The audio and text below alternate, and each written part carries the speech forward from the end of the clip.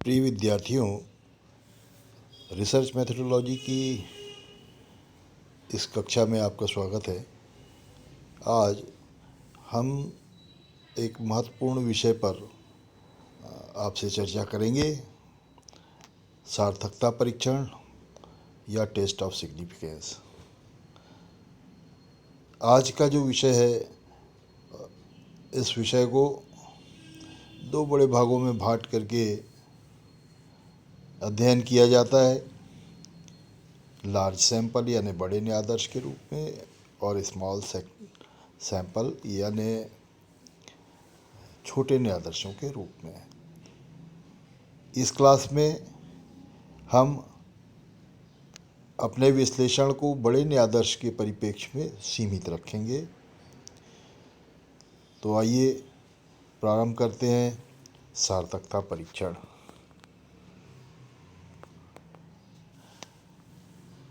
Test of significance या सार्थकता परीक्षण किसी भी अनुसंधान का एक महत्वपूर्ण भाग होता है। जब भी हमें कोई रिसर्च करनी होती है तो ऐसी स्थिति में अपने ऑब्जेक्टिव के आधार पर हम एक हाइपोथेसिस का निर्माण करते हैं और उसको परीक्षण करने का कार्य जिस विधि से किया जाता है उसे सार्थकता परीक्षण कहते हैं। सांख्यिकी अनुसंधान विधि या रिसर्च मेथोडोलॉजी में ये स्पष्ट है कि जो भी सैंपल का साइज़ होगा यानी न्यायादर्श का जो भी आकार होगा, वो रिसर्च की मेथोडोलॉजी की विश्वसनीयता इसको अधिक या कम, जिसे न्यूनाधिक कहते हैं, रूप से प्रभावित कर सकता है। अब यदि न्यायादर्श का आकार, जिसे स्मॉल एन के रूप में इस चित्र में दिखलाया गया है, देखिए कि जैसे जैसे किसी भी सैंपल का आकार बड़ा होता जाएगा तो उस सैंपल की विश्वसनीयता बढ़ती चली जाएगी। अंग्रेजी में कहें तो सैंपल का लार्ज होना उसके सिग्निफिकेंस के लेवल को बढ़ाता है। जो भी न्यायादर्श या सैंपल है उसको हम दो भागों में विभाजित कर सकते हैं आकार के उद्देश्य से। पहला है बड़ा न्यायादर्श यानी लार्ज सैंपल। लार्ज सैंपल में क्या होता है कि इकाइयों का आकार जो उस सैंपल में समाहित होती हैं, निहित होती हैं, उनकी संख्या 30 से अधिक होती है। यदि 500 लोगों के किसी समग्र या पूरी इकाइयों में से हम 50 इकाइयों का चयन कर लेते हैं दैव पद्धति से, तो इसे हम दैव निदर्शन के द्वारा सैंपल का चयन कहेंगे। तो ये जो हमारा सैंपल रहेगा, इसका आकार चूँकि 50 है, तो आप देखिए कि चार्ट के अनुसार आपको क्या दिख रहा है कि n यदि 30 के बराबर या उससे ज़्यादा बड़ा हो तो ऐसी न्यायादर्शों को, ऐसे सैंपल को लार्ज सैंपल या बड़े न्यायादर्श कहते हैं। इसके विपरीत ऐसे इकाइयाँ जो दैव रूप से चुनी तो गई हों, है ना, और जिसमें न्यायादर्श का आकार, इकाइयों की संख्या 30 से कम हो, अर्थात 29 तक हो, तो ऐसे न्यायादर्शों को हम स्मॉल सैंपल या छोटे न्यायादर्श कहते हैं। आइए अब हम देखते हैं कि जो लार्ज सैंपल है या बड़े न्यायादर्श हैं, उनकी प्रकृति के आधार पर किस प्रकार से सैंपलिंग की जाती है। इस को अगले चित्र में आप देखिएगा कि प्रकृति के आधार पर जो बड़े न्यायादर्श हैं, लार्ज सैंपल हैं, इनको दो प्रकार के भागों में बांटा जा सकता है। पहला यह है कि ऐसे न्यायादर्श या ऐसे सैंपल जो क्वांटिटेटिव हों, जो जिनकी माप की जा सकती हो, उन्हें हम चर समंक कहते हैं। तो ऐसे चर समंकों का जो सैंपल लिया जाता है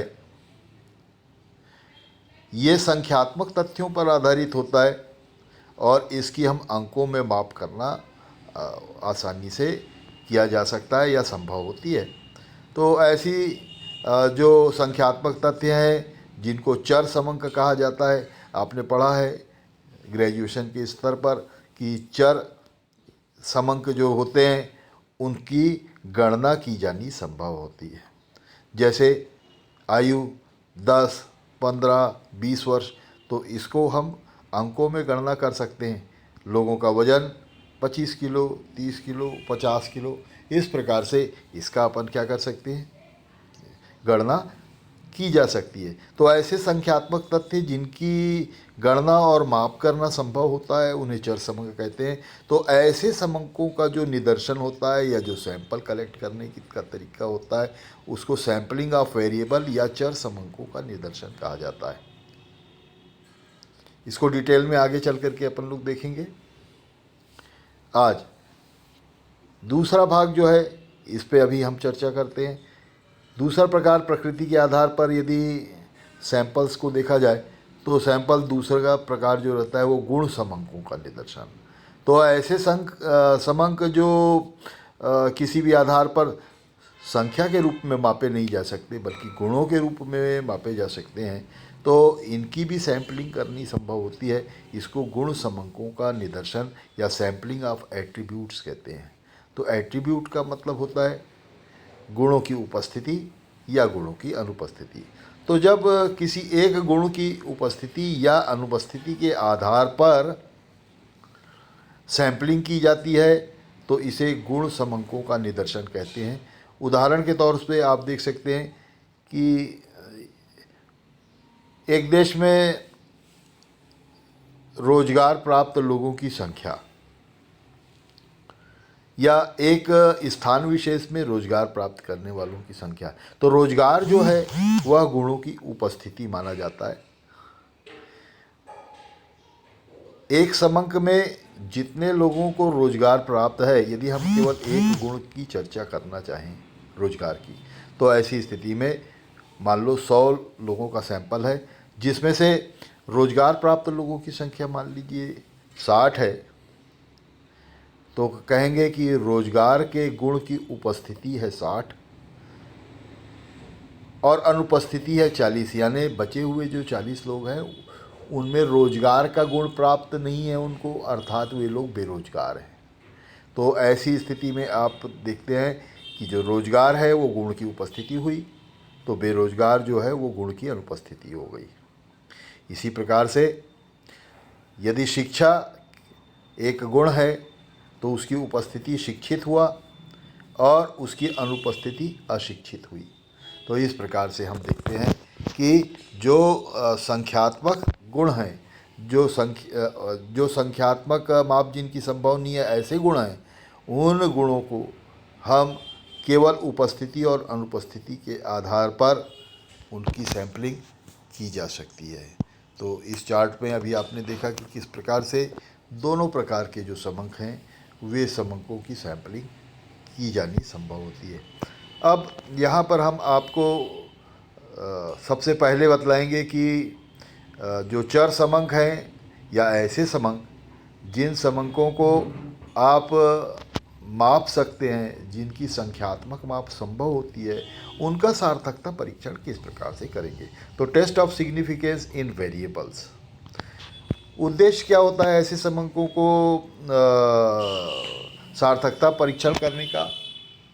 यहाँ पर देखते हैं कि 3 प्रकार के उद्देश्यों के कारण चर समंकों में सार्थकता का परीक्षण किया जाता है। इसमें से पहला जो उद्देश्य होता है कि प्राचल का आकलन किया जाए। तो जो यूनिवर्स है, उस यूनिवर्स जिसको कि हम समग्र कहते हैं या पूरी इकाइयाँ कहते हैं, तो पूरी इकाइयों में किस प्रकार से समग्र की माप है, इस माप को यदि हमें देखना हो तो इस उद्देश्य को लेकर के प्राचल का जो माध्य है या प्राचल का जो एसडी यानी स्टैंडर्ड डेविएशन है, प्रमाप विचलन है, इन दोनों को यदि हमें तुलना करनी हो या उसका अनुमान लगाना हो तो एस्टिमेशन ऑफ पैरामीटर के लिए पैरामीटर का पर्यायवाची शब्द जो हिंदी में है वो प्राचल, यानी अंग्रेजी में इसे पैरामीटर कहते हैं। तो ये जो पैरामीटर रहता है, ये पैरामीटर बतलाता है कि माध्य और प्रमाप विचलन इस प्रकार के जो आपने बीए में या बीकॉम में, बीएससी में, जिस भी विधा से आप आए हैं वहाँ पर आपने इसको पढ़ा होगा।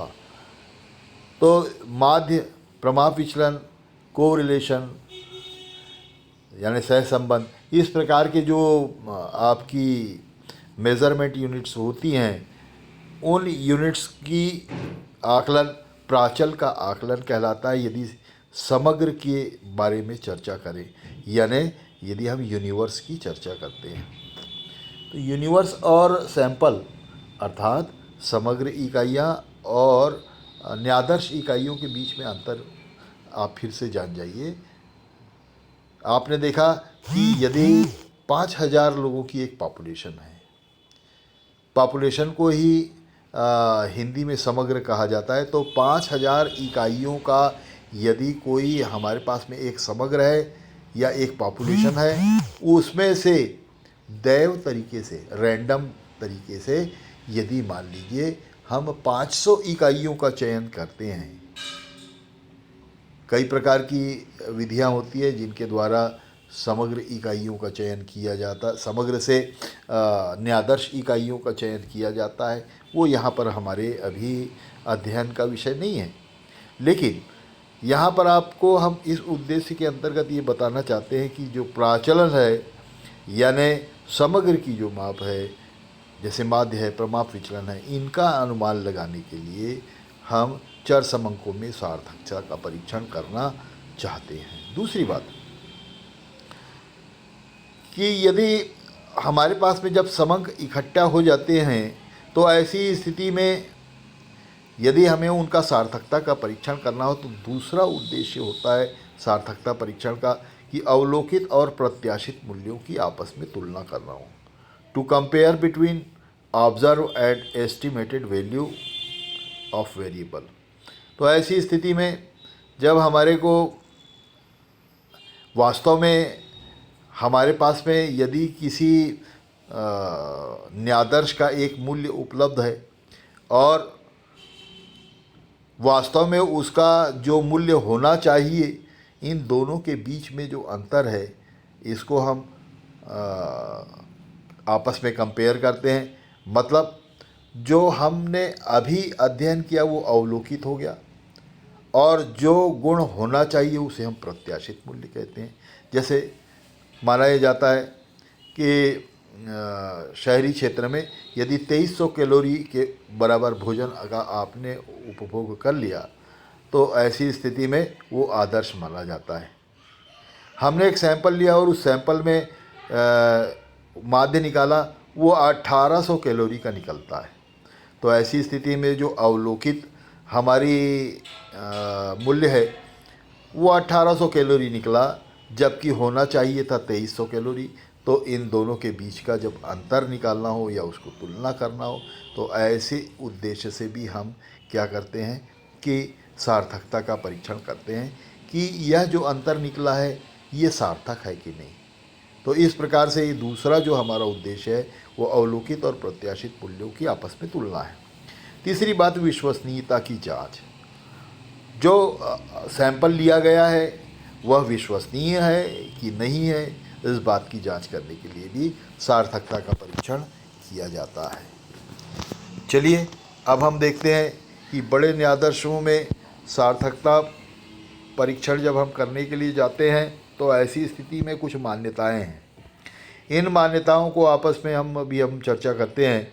और सबसे पहली मान्यता हम देखते हैं कि जो भी न्यायादर्श लिए जाएं वो नॉर्मल डिस्ट्रीब्यूशन होना चाहिए। आपने देखा होगा कि बेल शेप का एक आवृत्ति वितरण बनता है जिसमें आवृत्तियां पहले कम रहती हैं, बीच में जाकर के अधिकतम हो जाती है और फिर जैसे जैसे नीचे जाते हैं तो आवृत्तियां कम होती जाती है। तो इस प्रकार से बेल की शेप का हमारे को आवृत्ति वितरण मिलता है। तो ऐसे सैंपल जिसमें प्रसामान्य वितरण या नॉर्मल डिस्ट्रीब्यूशन होता है, ऐसे समंकों का ही हम बड़े न्यायाधीश के रूप में सार्थकता परीक्षण कर सकते हैं। दूसरी बात, जो भी समग्र इकट्ठे किए गए हैं वो अनबायस्ड होना चाहिए, है ना। तो अनभिनित का मतलब ये होता है कि अनबायस्ड मतलब इसमें हम पहले से ही अपने मन में कोई धारणा नहीं बनाते, बल्कि निष्पक्ष रह करके न्यायाधीशों को कलेक्ट करते हैं। तो जब हमारे को अनबायस्ड एस्टिमेट्स का अनुमान लगाना पड़ता है तो ऐसी स्थिति में ये भी एक बड़ी मान्यता मानी जाती है। तीसरी बात, प्रमाप त्रुटि का प्रयोग।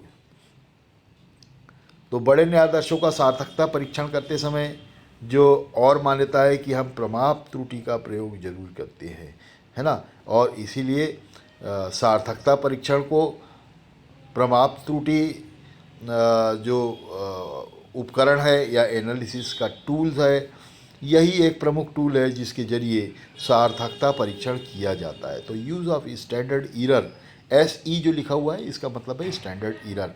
प्रमाप का मतलब स्टैंडर्ड, त्रुटि का मतलब है ईरर।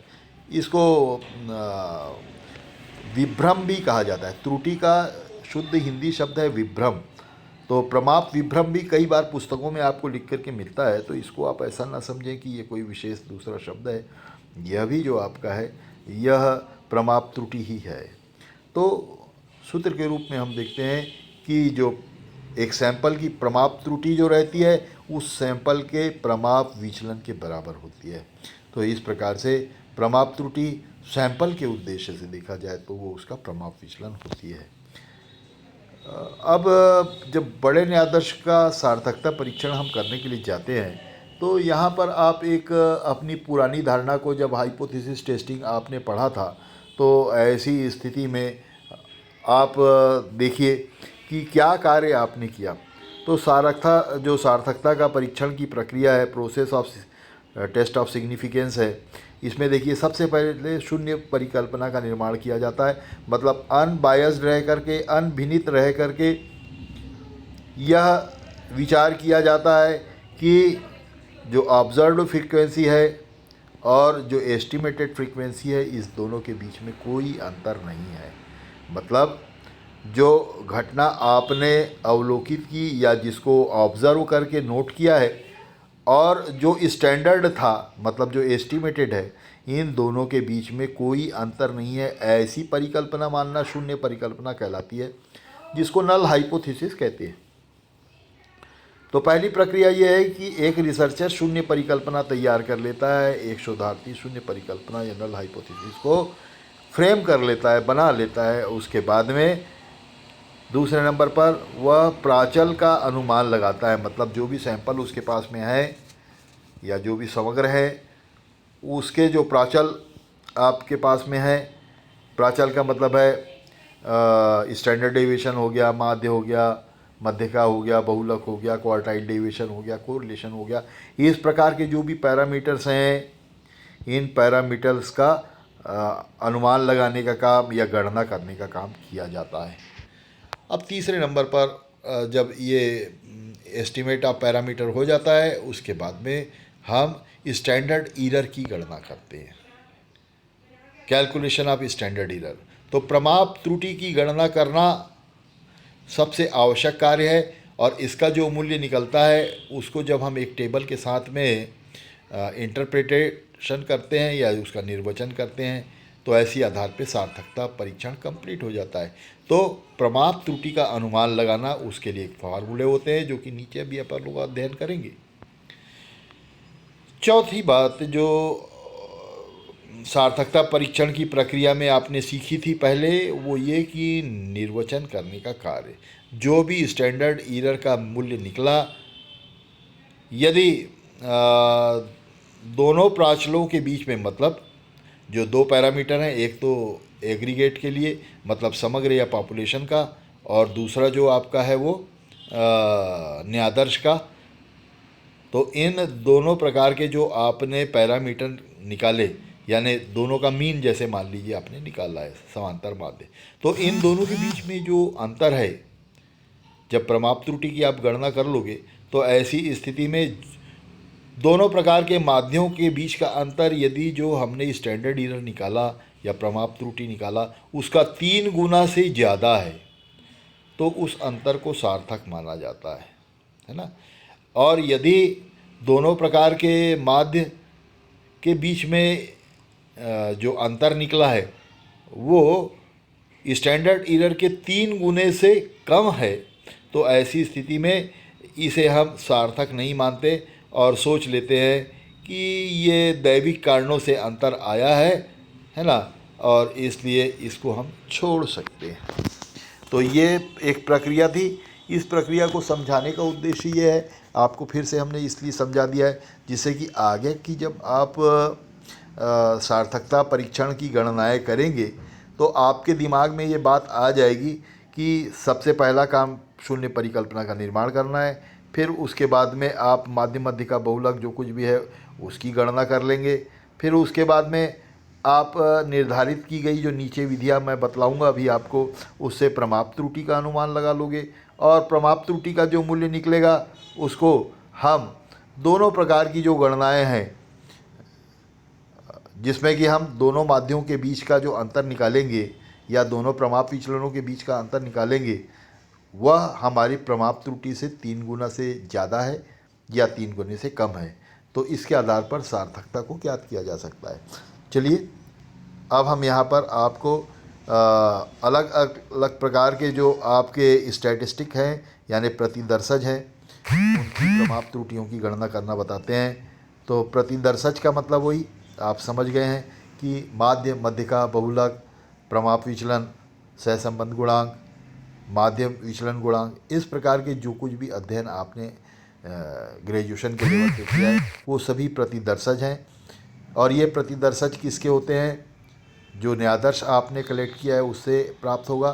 कई बार माध्य मध्यिका प्रमाप विचलन इत्यादि को हमारे को पॉपुलेशन के आधार पर भी गणना करना पड़ता है तो उसको भी निकाला जा सकता है। तो प्रमाप त्रुटि की गणना करेंगे सबसे पहले समांतर माध्य जब हमारे को ज्ञात होता है तो उस आधार पे प्रमाप त्रुटि की गणना हम लोग यहाँ पर करेंगे। चलिए देखते हैं। जब समांतर माध्य जिसको कि आप एक्स बार के नाम से जानते हैं, तो जब प्रमाप त्रुटि का एक चिन्ह होता है जिसे हम सिग्मा के द्वारा दर्शाते हैं। देखिए यहाँ पर सिग्मा एक्स बार लिखा हुआ है, समांतर माध्यमों की प्रमाप त्रुटि। इसके लिए संकेतार अक्षर जो है वो है सिग्मा एक्स बार। तो स्टैंडर्ड एरर ऑफ एक्स बार यानी सिग्मा एक्स बार, इसको 2 प्रकार से ज्ञात किया जा सकता है। पहला, तो जब हमारे पास में समग्र का प्रमाप विचलन ज्ञात होगा तो कैसे हम प्रमाप त्रुटि की गणना करेंगे। और दूसरा, जब हमारे पास में जो प्रमाप विचलन है वो प्रमाप विचलन अज्ञात होगा तो ऐसी स्थिति में कैसे समांतर माध्य की प्रमाप त्रुटि की गणना की जाएगी। तो समांतर माध्यमों का जो प्रमाप त्रुटि है स्टैंडर्ड एरर है उनके प्रमाप विचलन के बराबर होता है और इसलिए जो स्टैंडर्ड एरर है उसकी सहायता से जो पैरामीटर हैं उसकी सीमाएं तय कर ली जाती हैं।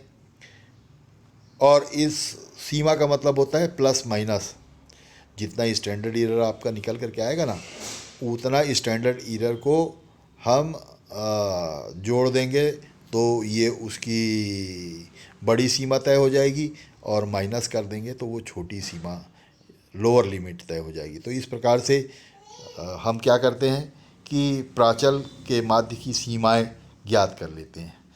मान लो आपका जो समांतर माध्य है वो 23 निकल करके आया।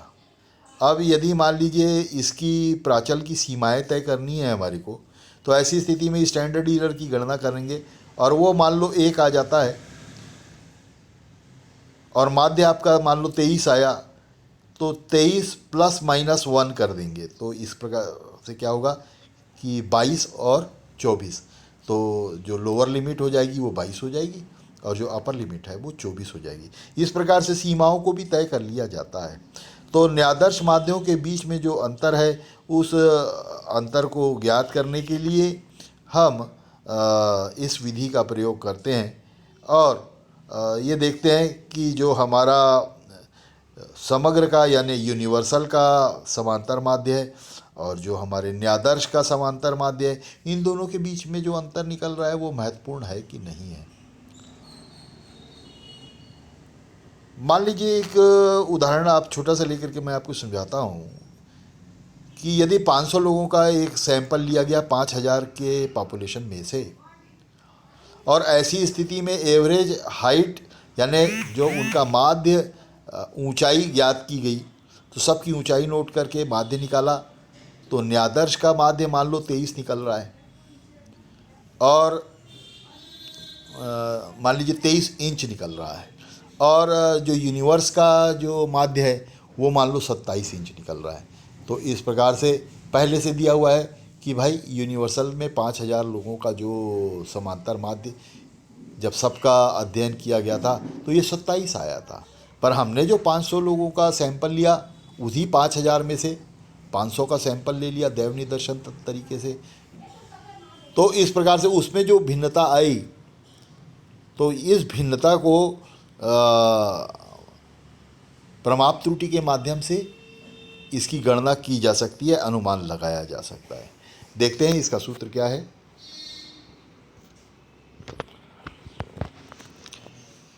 दो पद्धतियां मैंने आपको बतलाई थी कि जब समग्र का प्रमाप विचलन ज्ञात हो तो क्या करें, और जब समग्र का प्रमाप विचलन अज्ञात हो तो क्या करें। तो पहला सूत्र देखते हैं। जब समग्र का प्रमाप विचलन ज्ञात होता है तो जो यूनिवर्स का स्टैंडर्ड डेविएशन यदि हमारे को नोन होगा या ज्ञात होगा तो सूत्र होगा सिग्मा एक्स बार बराबर sigma divided by under root of small n. यहाँ पर देख लीजिए कि जो सिग्मा एक्स बार है ये हमारा माध्य की प्रमाप त्रुटि है, जबकि प्रमाप विचलन हमको ज्ञात होता है। सिग्मा का मतलब है समग्र का प्रमाप विचलन या स्टैंडर्ड डेविएशन, और स्मॉल एन बराबर होता है न्यायादर्श की कुल इकाइयाँ, यानी सैंपल में कुल कितनी यूनिट हैं। मान लो हमने 500 लोगों का सैंपल लिया है तो एन बराबर 500 होगा, यदि 100 लोगों का सैंपल लिया है तो एन बराबर 100 होगा। तो इस प्रकार से एक नीचे हम उदाहरण से एक सवाल बना करके आपको बताते हैं। पेन कलम ले लीजिएगा और लेकर के ऊपर के सूत्र को नोट कीजिएगा, और करने के बाद में जब वैल्यू को आप डालेंगे तो ये इस उत्तर को आप चेक करेंगे। तो उदाहरण के लिए यदि 100 इकाइयों का एक न्यायादर्श जिसका माध्य 5 रुपये है, क्या यह प्रतिदर्श उस अपरिमित इन्फिनिट समग्र से लिया गया है जिसका माध्य 5.64 रुपये है और जिसका प्रमाप विचलन 1.5 रुपये है।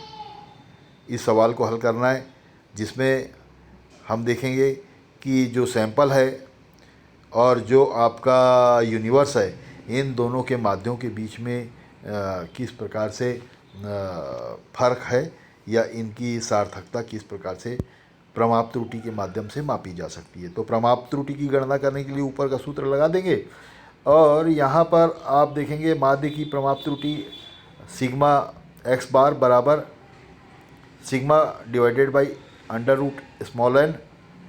सिग्मा का मान था 1.5, साइज ऑफ सैंपल यानी स्मॉल एन का आकार था 100, हल किया तो 0.15 आया।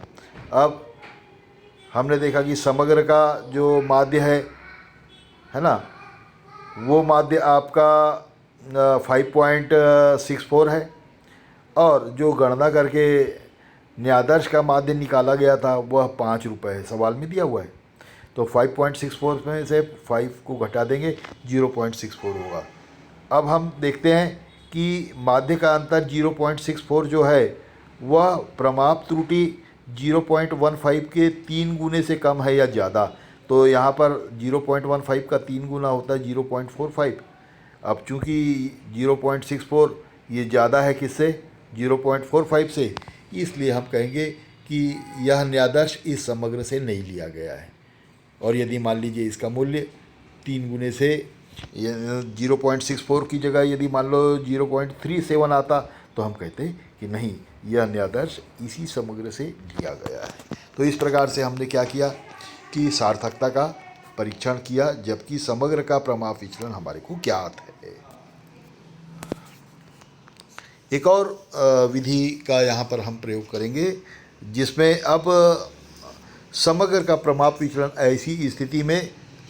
ऐसी स्थिति में ज्ञात करेंगे जबकि प्रमाप विचलन हमारे को ज्ञात नहीं हो। केवल हमारे को दो प्रकार के अलग अलग सैंपल लिए गए हैं और यह जो सैंपल हैं ये सैंपल हमारे को ज्ञात हो, इस आधार पे हम क्या निकाल देंगे, प्रमाप त्रुटि की गणना करेंगे। तो चलिए सूत्र है इसका देखते हैं। सिग्मा एक्स बार बराबर s divided by under root n minus 1। यहाँ पर जो एस है यह न्यादर्श का स्टैंडर्ड डेविएशन है, ठीक है। सिग्मा एक्स बार जो है वो एक्स की प्रमाप त्रुटि है और स्मॉल एन जो है वो न्यादर्श का आकार है। तो इसको हम देखते हैं कि किस प्रकार से इसका अध्ययन किया जाता है।